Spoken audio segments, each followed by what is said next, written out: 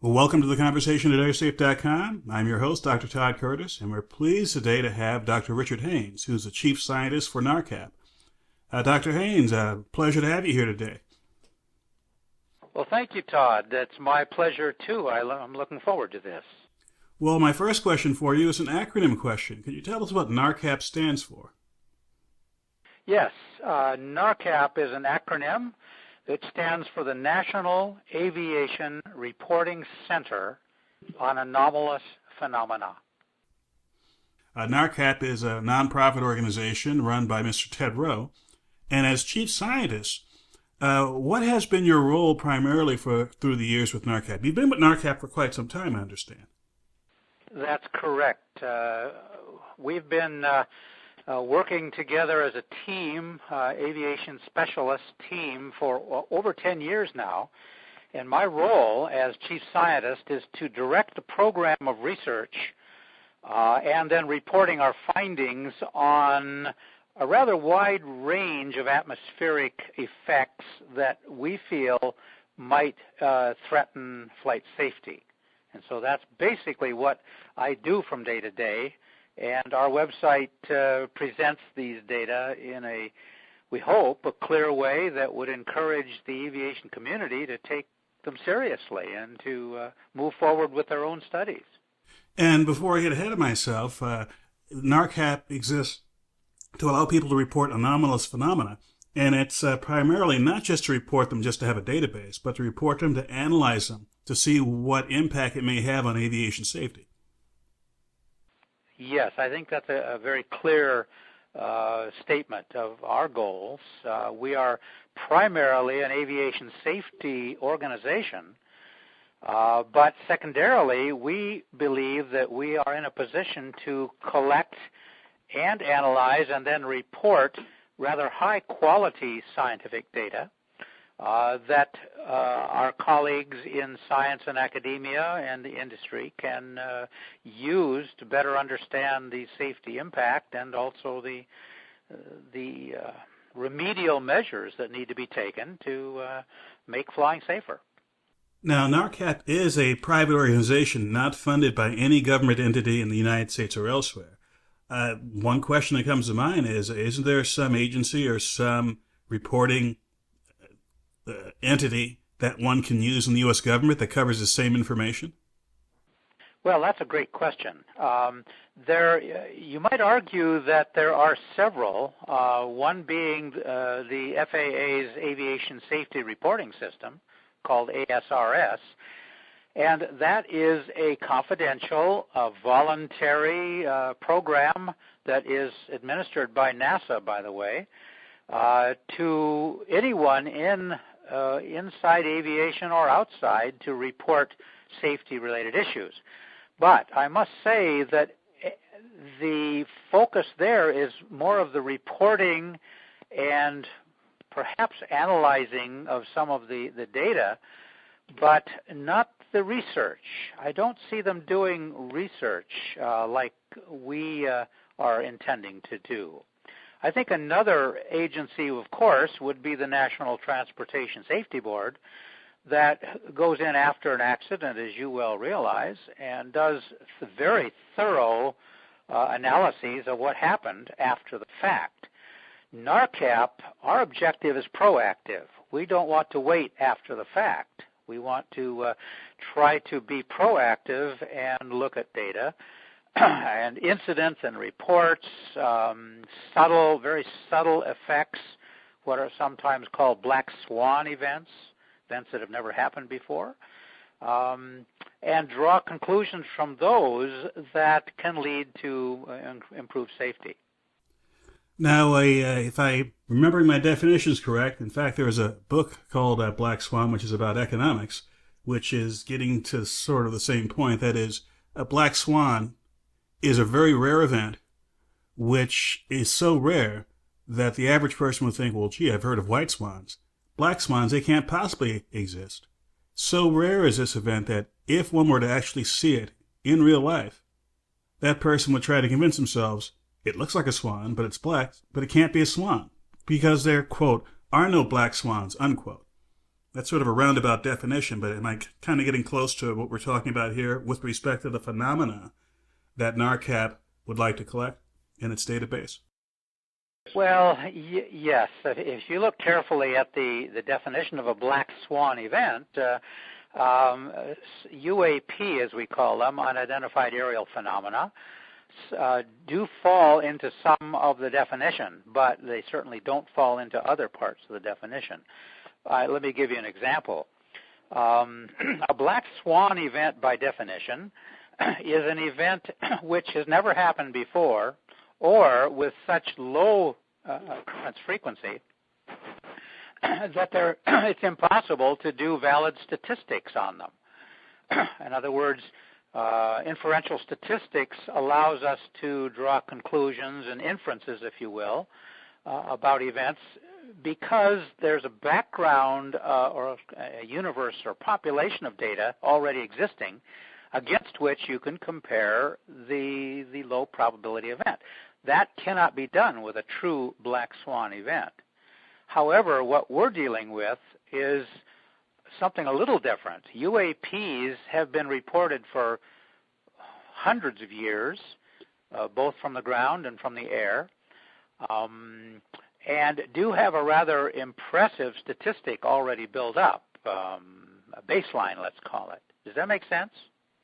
That makes sense. A baseline, a sense of rare events where you think, well, geez, these events can't happen, but in fact, you have through NARCAP and other places actually a fairly complete a fairly extensive record of things that were rare, even considered impossible before they actually were observed. Now, one example I like to give to people when I talk about this subject is the fact of lightning that behaves in a way unusual compared to lightning that we're familiar with, your standard white bolts of lightning going from the cloud to the ground or going between clouds. We're talking about upper atmospheric lightning that goes from the tops of thunderstorms into the lower reaches of space. And these events had been observed even back in the 50s and 60s, especially by military pilots and flying high-altitude test and research and surveillance aircraft. But it was something that was so unusual that they were fearful of reporting it, out of fear that if they reported something that was seemingly impossible, that is, strangely colored lightning going into the lower reaches of space, they'd be grounded. But it turns out, later on, that scientists did verify that these things exist, and since then they've been studied extensively. Is that a fair example of a black swan event? Turns out to have a scientific basis where it can be studied once you know what to look for? Mm-hmm. Yes, I think so. I think that there are a number of UAP, like sprites and jets, blue jets, that are very infrequent, and science has not quite caught up with them yet. And it takes a credible witness or a body of reports coming in. In your example, it took an astronaut sighting from space to see it from above, actually, to give it legitimacy.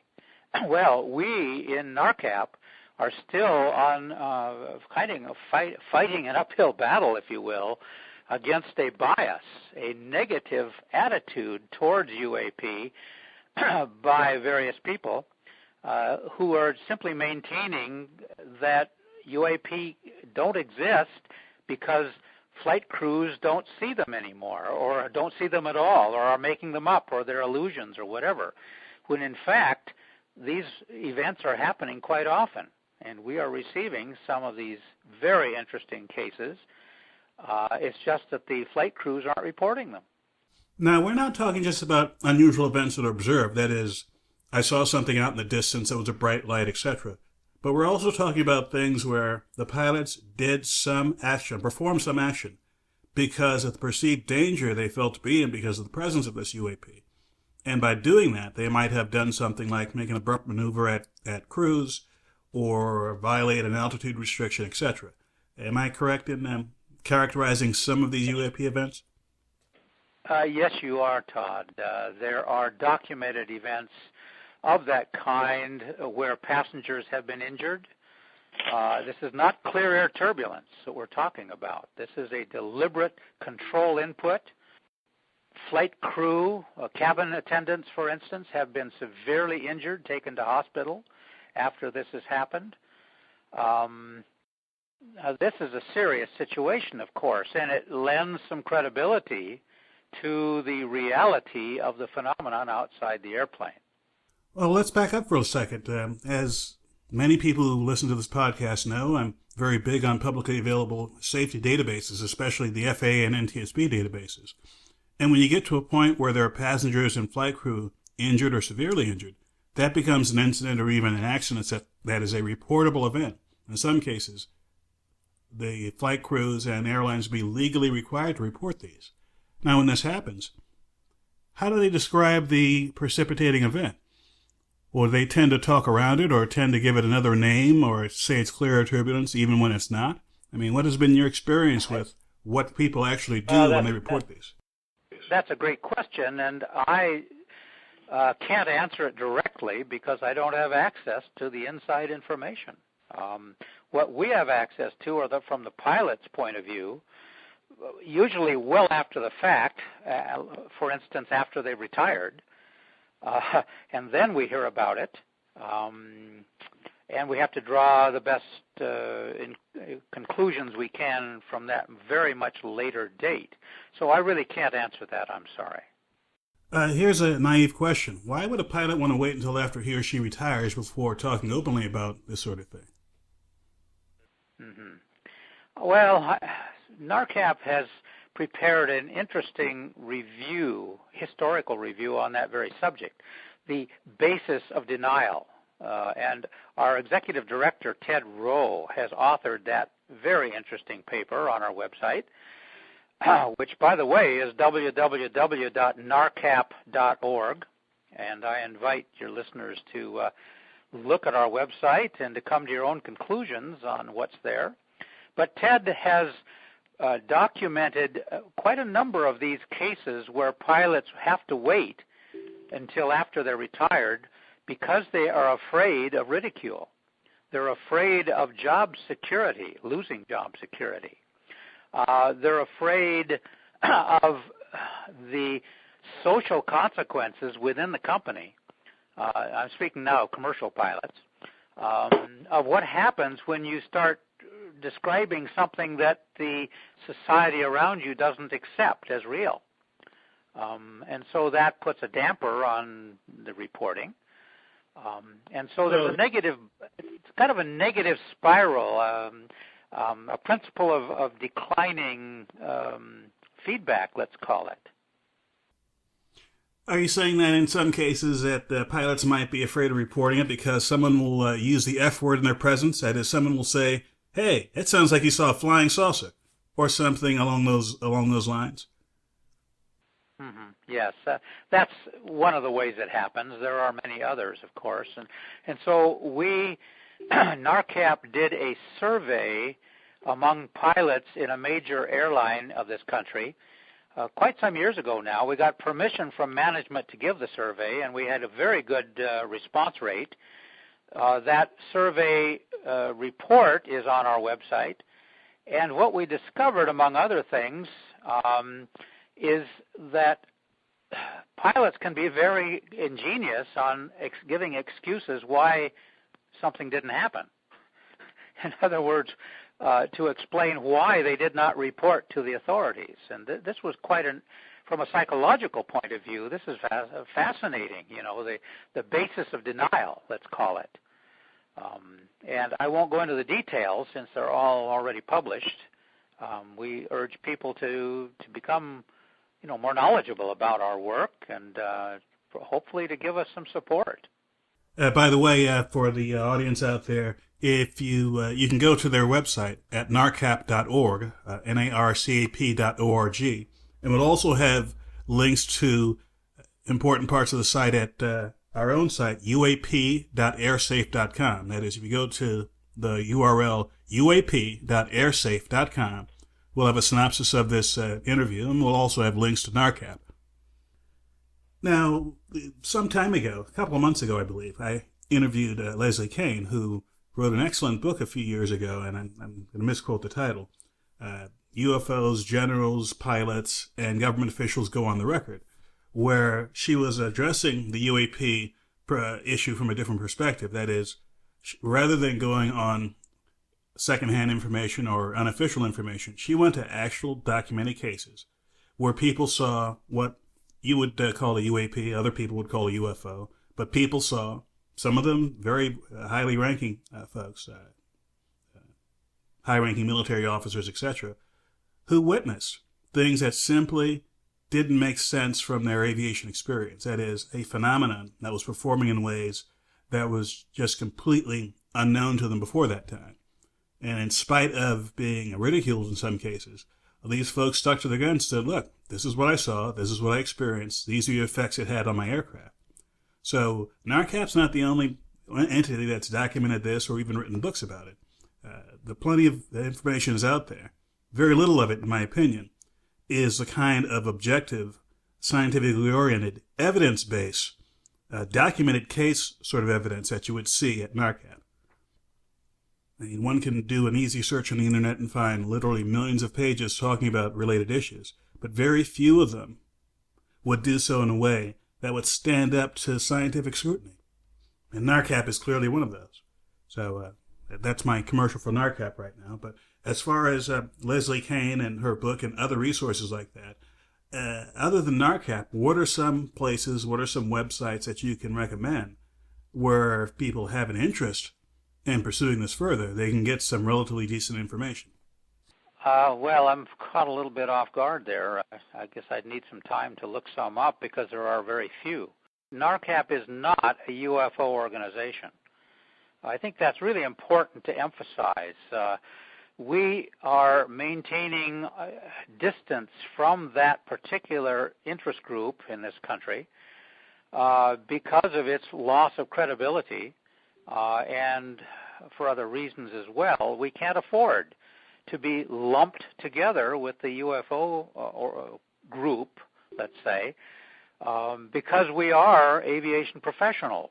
Almost everybody in our organization has at one time been a pilot or an air traffic controller, a meteorologist, physicist, chemist, or they still are.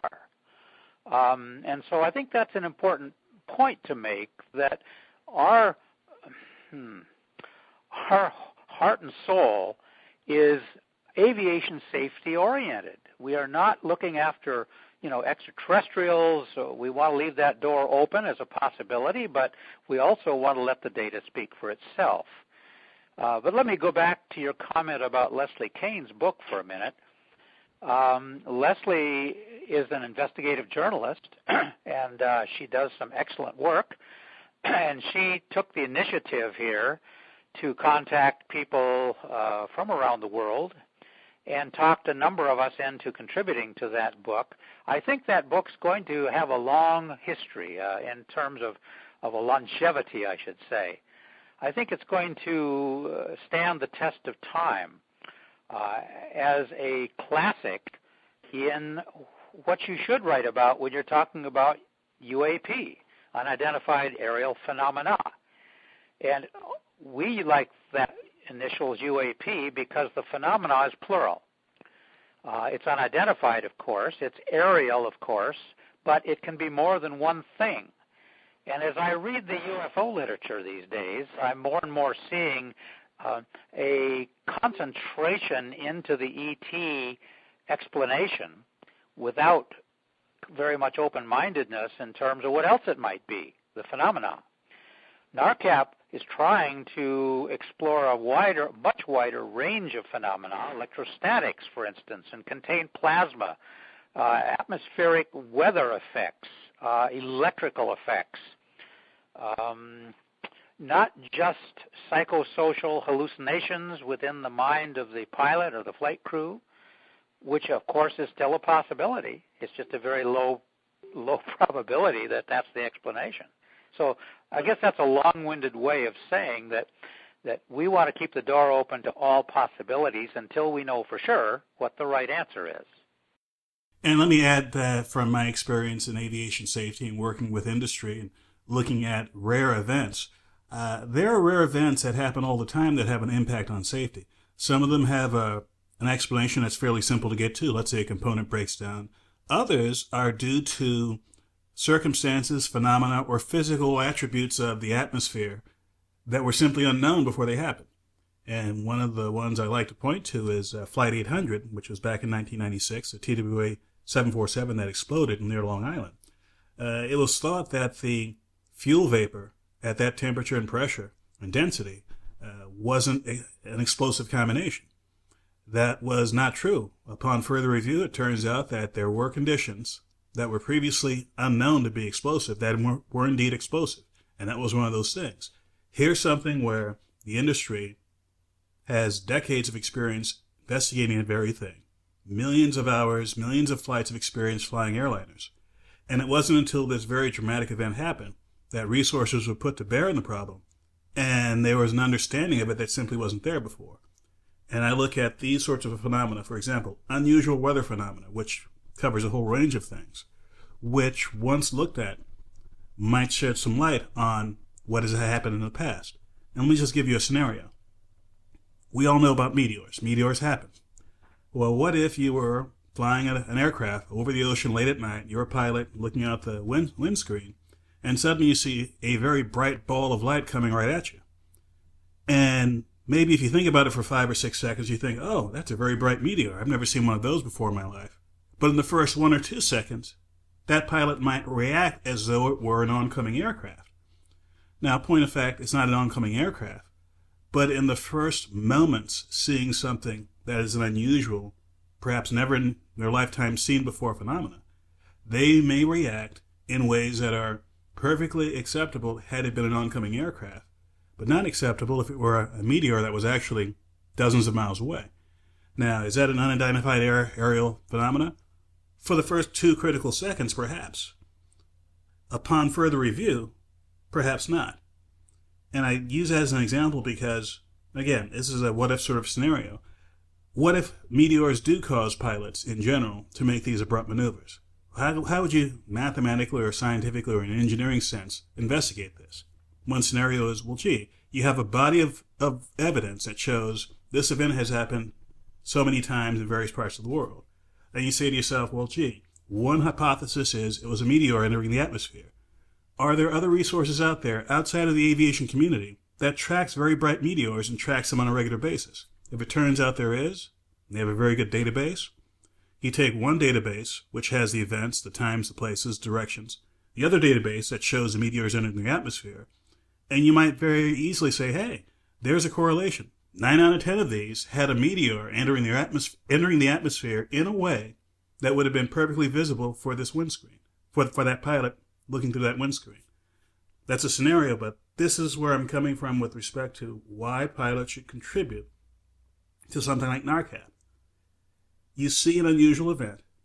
You may not be able to make any sense of it at the time, but putting this information in the hands of an organization that's dedicated to trying to get to the bottom of these things might in fact allow the community as a whole to get to the bottom of something like that, and perhaps eliminate one risk that could potentially cause an aviation accident.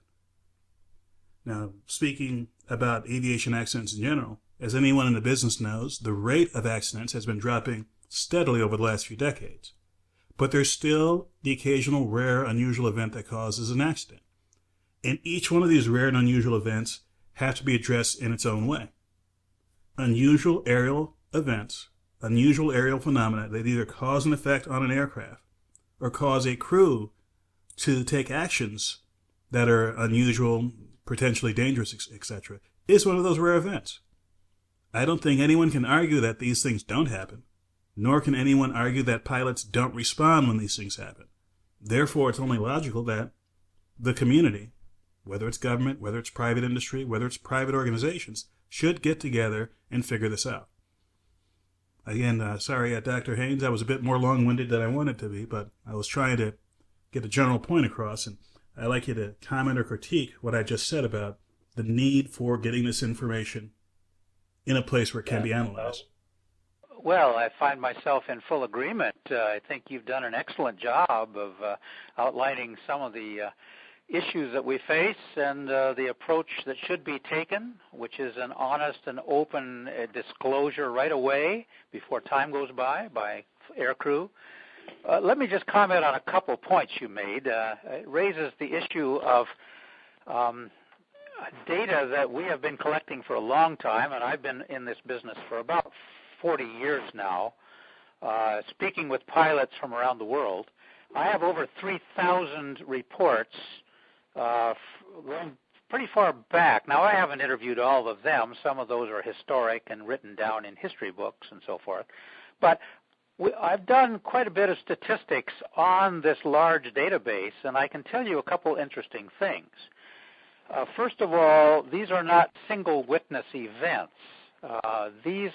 The average number of pilots in the cockpit, flight crew, is over 2.5 witnesses per event. Okay. The next thing I can point out is that how long does a typical event last? In other words, a phenomenon beside the airplane or approaching and staying with the airplane and then departing. It's well over 2 minutes, which to me at least would eliminate meteorites and a rather wide range of prosaic explanations. A third point I'd like to make is that by definition, an unidentified aerial phenomenon is only that after it has been studied critically by trained and educated people who are qualified to study the evidence of all available evidence and using common sense as the final criteria, if you will. It is not simply the application of slapping on a name for something like a UFO just because you think it is. It's a very deliberate, long process of looking at an awful lot of evidence. And if you had time, I could tell you some stories that will illustrate that whole approach. Fortunately, at airsafe.com, since we have total control over how much time we can take, we'd like to give you the opportunity to give us one story, one scenario, one situation that illustrates what you just talked about. Okay, I would be delighted.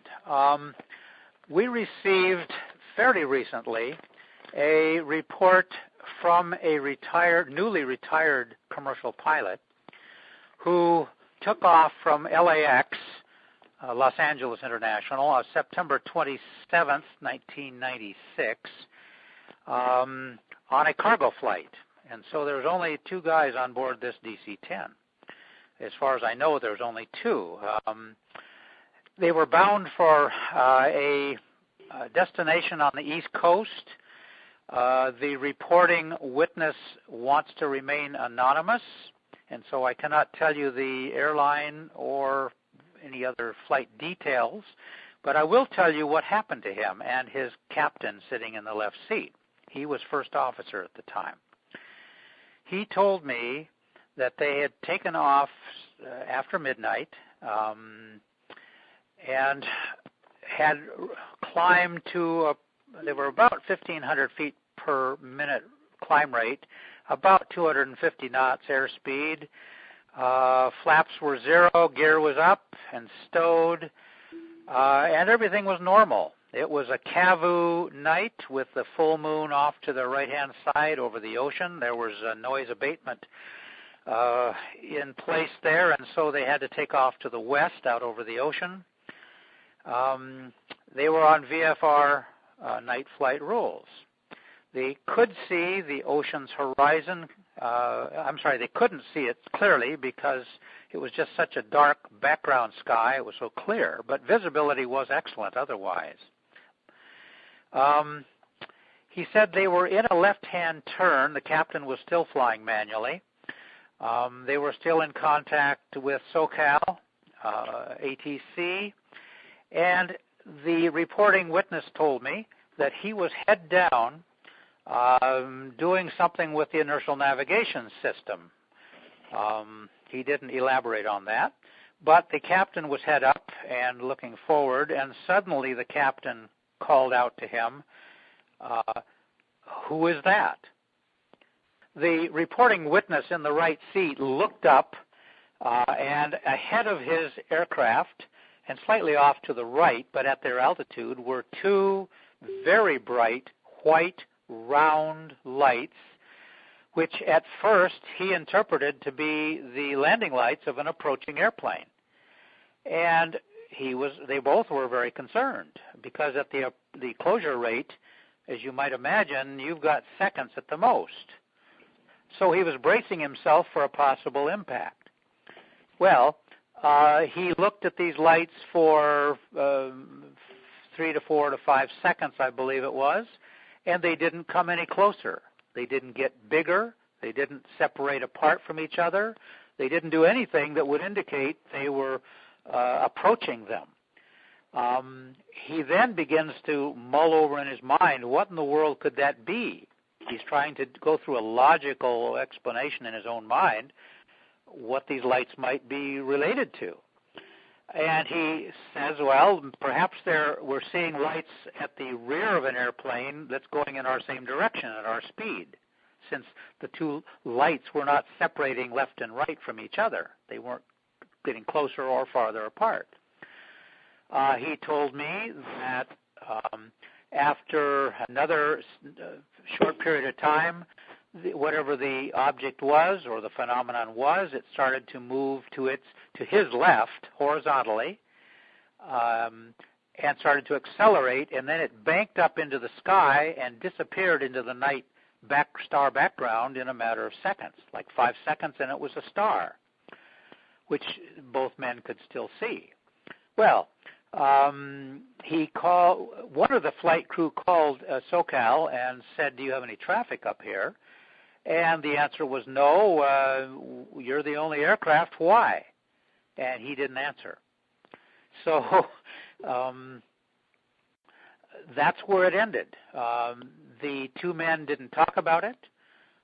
It was just a non-event, if you will. It was so unreal that nothing matched their prior experience. And they're left with this dilemma. What do you do in a case like that? Well, I'm glad that he had heard about NARCAP, and so he wrote to us and he told us the details. That's kind of a typical case. I had this reporting witness work with an artist, a professional artist, near where he lives, to recreate the appearance as if he'd had a camera there and taken a picture, which he didn't. But the artist came up with some very excellent recreations of what was seen, which not only stabilized the report in time so that memory doesn't distort it anymore, but also provide us some potential information for further scientific analysis. One of the details that came out in the artist's drawing was that these two lights seemed to be connected by a structure of some kind that was kind of metallic, almost like a barbell. I have a lot of stories like that. In some cases, we have radar-related evidence. In some cases, we have infrared FLIR recordings. We have verbal transcripts from ATC, ground to air. Mm-hmm. So the evidence is rather far-ranging. Of course, we have backup meteorological data on some cases, in most cases actually.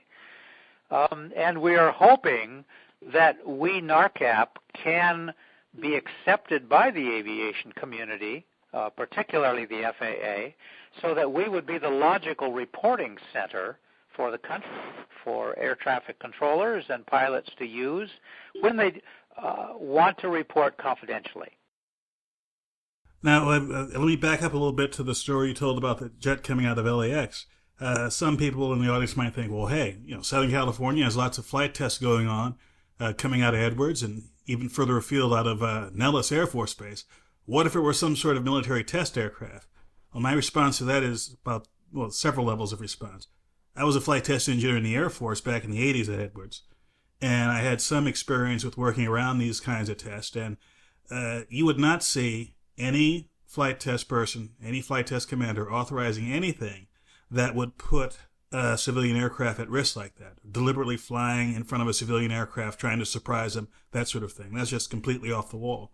And second, the air traffic controllers who would have been at the SoCal facility are typically made aware of flight tests that are going on, so they could, one, you keep a civilian traffic away, and two, if they see something on their radar scopes, they won't think it's something unusual. They'll have a heads up ahead of time. And third, this was so late at night. Typically, flight test activity doesn't take place that late at night, except, of course, for specialized aircraft, and like the stealth bomber and stealth fighter. But even if it did, it wouldn't be happening in the Los Angeles metropolitan area. So I just wanted to put that in there to not to explain what it wasn't, but just to say that there's a context under which unusual flight activity happens with flight tests in the Southern California area.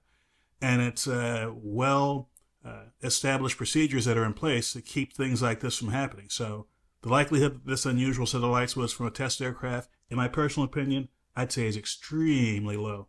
Mm-hmm, mm-hmm. Yeah, well, we tend to agree.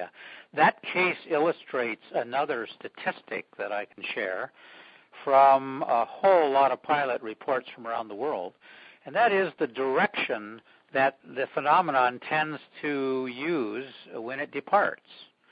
And that direction is either vertical or at a very high angle, not horizontal. Sometimes they go away horizontally. In a few cases they will descend, but the great majority is up, if you will. You might argue that that is a fairly effective escape maneuver for whatever reason, perhaps anticipating pursuit by a scrambled military plane. But it's just a statistic that falls out, if you will, hardly when you're even looking for it, when you look carefully at these pilot reports from around the world. This is not an American phenomenon by any means, and almost every country in the world has reliably reported these kinds of events. Let me back up a little bit again and ask another question. I mentioned earlier how one database might have the events that happen, yet someone else may have a database that may have information on a phenomena that may partially explain what was observed. The military and the civilian world have different ways of tracking aircraft. In the civilian world, the FAA uses radar, but they're using it primarily not as a primary signal, that is, radar energy bouncing off the aircraft surface, but actually they're relying on transponders to ping out a signal to locate aircraft. Military, on the other hand, has far different capabilities. They can actually spot the aircraft itself, even if it has no transponder. And there are even parts of the military and the government that have the ability to spot, let's say, a heat signature like a rocket plume going up into the atmosphere or coming down. Has NARCAP ever been able to use in any way radar data or other data from the military and the government that could add and supplement what you've seen from civilian sources when it comes to analyzing events? Aha, okay. I think I understand your question. The answer is yes and no. It depends on the nature of the event and the location and when and so forth, whether or not there might be classified aspects to the event. NARCAP is not timid about requesting Freedom of Information Act information using that legal means. I must say that since 9/11, that supply pipe had begun to close down. Not significantly, but we're getting delays. We're getting less than acceptable responses, unfortunately, and I don't know why. But yes, we do try to track down all available radar data through FOIA, and the FAA in many cases has been very forthcoming. We're very pleased about that. An event happened at O'Hare Airport years ago now where we had to do that, and they sent me and some others, of course, radar data, primary and secondary radar, from a number of sites surrounding O'Hare. And this happened on November 7th, 2006.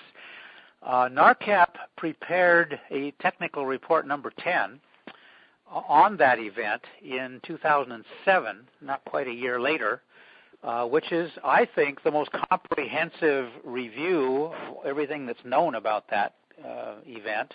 This is controlled airspace, Class C airspace, I think it was at the time. And an unknown object was seen by multiple witnesses on the ground, some of whom were airline employees and others were citizens in the parking lot and so forth. I guess my point is, I don't want to go into the details, but for quite a significant period of time, a metallic object, what appeared to be metallic, let's say, hovered over the United Airlines concourse, and it was not seen from the tower, by the way, and that's what they told us, that they couldn't see anything.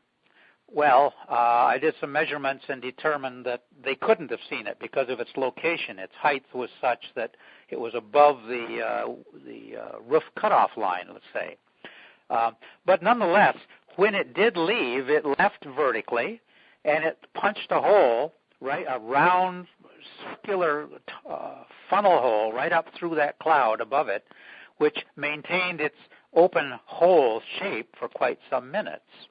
Well, physicists in our group did some energy calculations and found some interesting events there, or effects.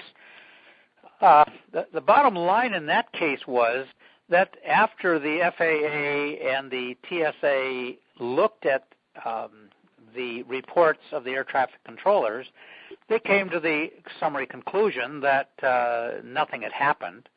And in fact, it must have been something like a reflection of ramp lights up onto the bottom of the clouds. Well, you can look at the records and you find that the ramp lights hadn't been turned on at that point. This was a convenient excuse given by the FAA to the media. Anyway, it's an interesting case. It involved radar. We did not find any radar returns, and that is also very typical, that whatever the phenomenon is, it either has deliberate stealth characteristics or it simply doesn't reflect microwave, the frequencies that are used in radar. Okay. Now, let me switch gears slightly for a minute, because that event you talked about, the O'Hare event, fairly well known, and one can look up more than enough information on the internet to satisfy your curiosity. But what do you do when you have some organization totally unconnected to NARCAP, totally unconnected to objective scientific rational thought, pulls out your data and says, well, gee, NARCAP says this, and that proves that, fill in the blank. From the First Amendment standpoint, you really can't stop people from making wild and unsupported claims based on NARCAP information, but frankly, you have extensive, very well thought out, very well analyzed reports freely available to the public. And how often do people do what you think are unreasonable and unconscionable things with it? Well, Todd, I'm a firm believer and supporter of the right of free speech.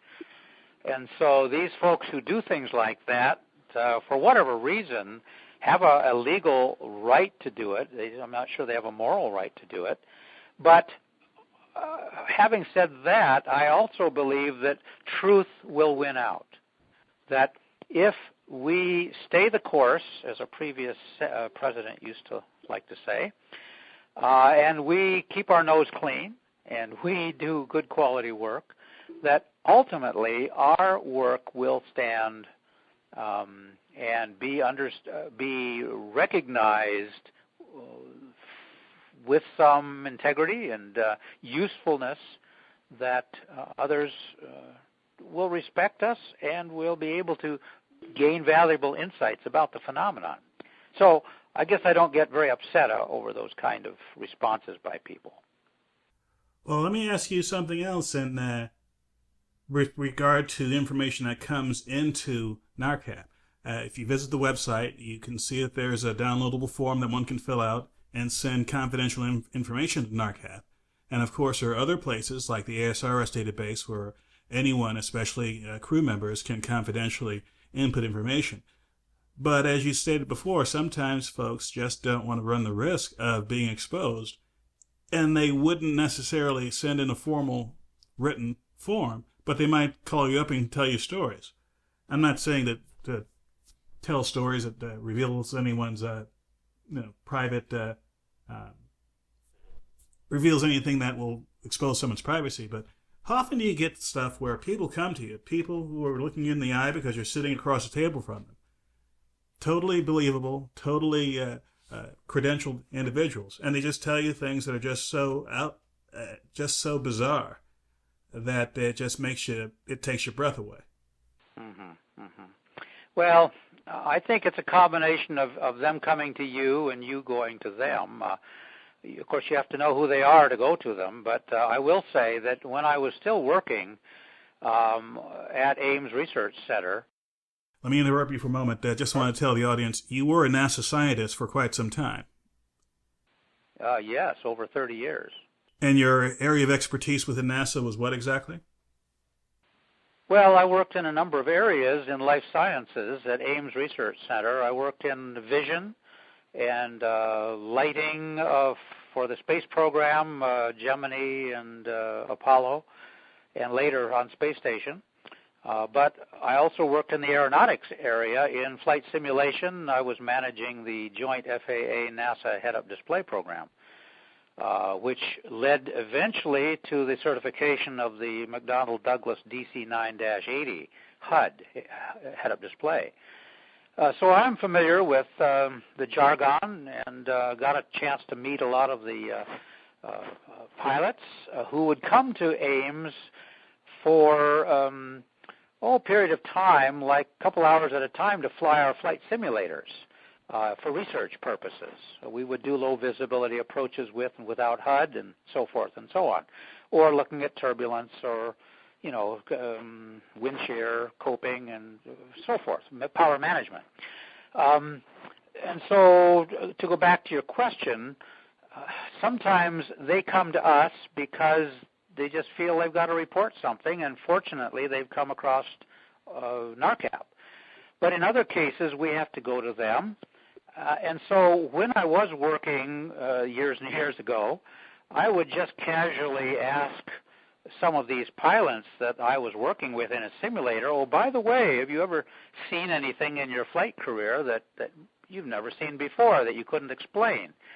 And every once in a while, the guy would look at me with a funny look on his face and say, well, it's funny you should ask, and I haven't told this story very much, but, and then he would go into his account.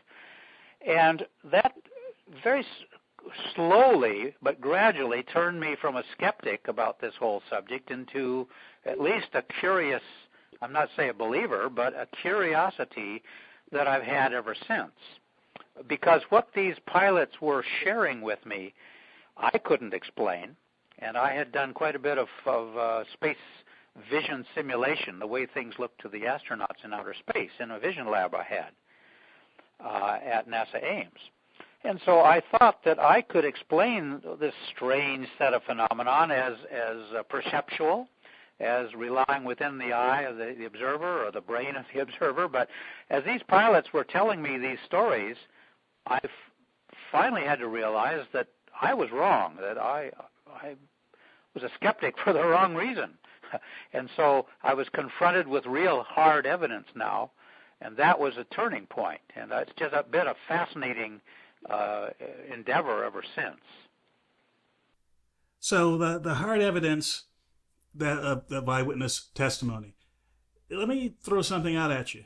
What would you say? There's been some argument in some circles that the kinds of information that's currently in the black boxes of commercial airliners, the flight data recorder and the cockpit voice recorder, could be supplemented with visual data. That is, a camera that shows the cockpit, shows the cockpit instrumentation, or even one that's pointed outside forward of the aircraft to take in whatever happens to be out there. Would you say that Right. any sort of visual evidence being added to the current black box information, would that be helpful not just from a UAP perspective, but overall for enhancing safety? Oh, absolutely. Yes, we would advocate that. I think that airlines could even advocate it from an insurance point of view. As you said yourself, the accident, the curves, if you will, and millions of miles flown and so forth over the years is continuing to come down on the average. With a sense of complacency. And I think that you'd have to have some pretty firm justification to pay for the installation of cameras. But nonetheless, I certainly would advocate that. At least a camera or two on the exterior surface, perhaps one facing forward and one facing back, and at least a camera in the cockpit. It would contribute, I think, greatly to the understanding of the crew dynamics during a critical event that the black box may or may not disclose. I know the audio channel contains an awful lot of valuable information, but I think the video channel would too. Now, although those installations aren't there yet, what we do have, which we didn't have 10 years ago, is a situation where the average airliner may have dozens of people with full motion video cameras at the ready all the time. Have you seen this result in any passenger reported events backed up by video or audio of unusual events? No. That's a good question. We keep coming across YouTubes all the time on the internet, taken by passengers looking out the side windows of the cabin. But so far, at least, we have not found any reported pilot events, reported by the pilots, I should say, that would correlate in time and place with those YouTubes. Now, Raises the question, why not? Well, two possible reasons. One is that the passenger may be photographing something that's so prosaic, so understood by the flight crew that they didn't want to report it. Okay, but the other possibility is that the passengers were taking something, a photograph or a video of something very unusual, and it was so unusual that the flight crew didn't want to report it. So either way, there's a disconnect there. Now, when it comes to YouTube videos, I disbelieve just about all of them. But in your opinion, have there been any that you've come across, not because of the video itself, but because of the circumstances of the video being there? For example, the classic case I've seen is an unusual event posted by someone. It's the only video they've ever posted. There's only a handful of views, and the person wasn't trying to promote this as, hey, I just got a secret thing here. And the video evidence was compelling. Have you ever seen anything that meets all those kinds of criteria? That's a good question, too. There are so many thousands of them out there now. They seem to be multiplying. I'm keeping so busy with current cases that I just don't have time to track that level of evidence down. Our emphasis is with flight crews and not with passengers. We really discourage passengers from contacting us for various reasons. We would rather work with professional aircrew. But if the passenger were a professional aircrew member who happened to be a passenger, that would be something you'd be interested in because of their experience with looking at things outside? Oh, absolutely, yes. Every time I fly somewhere commercially, over many decades now, I've tried to make it a habit to go and talk with the cabin crew and to give them my card and ask them to give the guys up front my card. And I ask them the question, well, in your flying career, have you ever heard about or yourself seen anything out the windows that was really unusual or interesting? And I can say that after a lot of flying, that I'm receiving approximately 20%, yes, 80% no. Now, the cabin crew in the back are very busy, and they don't have time to look out the window, I understand. The percentage of air crew up front flying the airplane has been a little higher than that. It's been maybe 22, 24%, approximately, which I find very interesting. Of course, they're supposed to be eyes out and watching what's going on outside. They're not tending passengers and so forth. So let me see if I have these numbers right. You're saying that roughly 1 out of 5 of both the cabin crew and flight crews you've talked to have seen something unusual outside the aircraft. Yeah, just in general. Don't hold me to the exact number. Right. That's just a ballpark estimate. Yeah, that's what we would call an informal survey. It's completely ad lib. It's uncontrolled. It would not meet any of the requirements of a survey, a formal survey.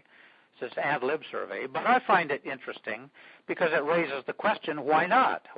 Why do these 20% of pilots, let's say, make their report and 80% not, you see? Well, is the 80% because they didn't see anything or because they did see something but wouldn't talk about it? Well, I'm not arguing that 100% of the pilots are seeing something. That's not what I'm saying. I'm saying that of the pilots that finally did agree to talk with me, usually after the flight was over and we're in the terminal somewhere, and they found out that I was somewhat credible and not a news reporter, for instance, then they would open up and make this admission to me. And the next question is, well, what are you going to do with the information, you see? I'm glad you mentioned the fact that they open up to you if you're not a news reporter. Well, let me ask you a media question. Is there anyone in the media or any media outlet that has treated the subject with anything approaching seriousness and objectivity? Yes, I think there is. I think the Huffington News has been fairly straightforward with the cadre of reporters that they have available. The mainstream media don't touch this with a 10-foot pole, as you well know. Outside of the U.S., would you say that mainstream media in other countries has a much different attitude toward this? Yes, I would. Particularly in South America, Central America, they are very open-minded about this, and many governments down there have opened up official files, declassified files. Well, I don't want to say too much that would burn bridges behind me and make some enemies. I don't need to here. But I guess just let me say that in general, it's my personal opinion that it is not good for an airline's reputation to be known as the airline that you fly to see a UFO. And so it's much better to downgrade or downplay this subject, ignore it if you can, deny it if you can, just for the bottom line, just for economic reasons. I'm not arguing that airlines are close-minded or against science. They're probably as science-oriented as anybody is. They almost have to be. But on the other hand, they also have to make a profit. And so it's easier to deny this phenomenon and to discourage your flight crews from reporting them, in various ways, by the way, than it is to openly come forward and admit that we don't know everything. Now, there are countries around the world that are more and more openly admitting that they don't know, and France is a beautiful example of that. And I could name some other countries, but France has had a very open-minded policy about this for a long, long time and has put together a government-sponsored investigation committee or commission to actively integrate the information from the gendarmerie, their police system, of course, the air traffic control, the military, meteorologists, the whole segment of aviation world that will contribute the latest high-quality data to get to the bottom of this. And France has established a model that we ought to be looking at very closely. Well, at the risk of upsetting some of the more conservative elements out there, I'd like to end by saying, yes, France is doing a good thing. We should follow their example. And no one should snicker at that because, like I was saying before, the objective here is to enhance safety. These are events that have happened and are happening that could affect safety, and ignoring them may lead to avoidable accidents. So, in spite of the airline's need to protect their reputation, I understand that. Pilots, cabin crews, and others have an out. They have an opportunity, they have an option to get this information out there. Put it in the hands of people like yourself and the other folks in NARCAP who can make sense of this and progress aviation forward. So on that note, I'd like to end our conversation here with Dr. Richard Haynes, a very fascinating one, and I look forward to getting feedback from the audience. And again, if you go to uap.airsafe.com, we'll have plenty of links to resources, both at NARCAP and elsewhere, that can inform you on the subject and give you ideas of how you can report this. Anything you'd like to add at the end, Dr. Haynes? Well, Dr. Curtis, I want to just thank you for the opportunity to share with your listeners some of our work and to kind of emphasize what you just said, that we stand ready to work a confidential basis with anyone who has a valid concern in the aviation world. And we just look for a long period of cooperation with airsafe.com. And thank you so much. Well, you're most welcome, and you will have that cooperation.